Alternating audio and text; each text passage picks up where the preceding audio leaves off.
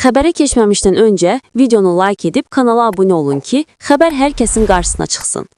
Bakı şəhərində təcili tibbi yardıma yüksək hərarət səbəbi ilə daxil olan müraciətə rədd cavabı verilməsi vətəndaşın narazılığına səbəb olub. Şikayətçinin oxu.az-a verdiyi məlumata görə hərarətinin 40 dərəcəyə çatmasına baxmayaraq TTİ briqadaları çağırışa gəlməkdən imtina edib. Onun sözlərinə görə hadisə Yasamal rayonu ərazisində baş verib. TTİ-dən mənə bildirdilər ki, qızdırma ilə bağlı çağırışlara getmirik.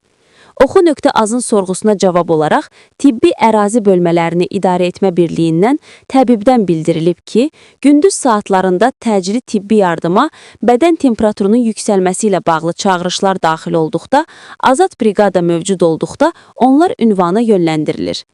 Azad briqada olmadığı hallarda isə həftənin iş günləri gündüz saat 08:00-dan 18:00-a dək orta yaşlı şəxslərdə, uşaqlar, hamilələr, yaşlılar və yanaşı xəstəlikləri olan şəxslər istisna olmaqla bədən temperaturu ilə əlaqədar çağırışlar zamanı hərarət salıcı dərman preparatlarının istifadəsi tövsiyə olunur və müraciət edənlər ərazi üzrə poliklinikaya yönləndirilirlər.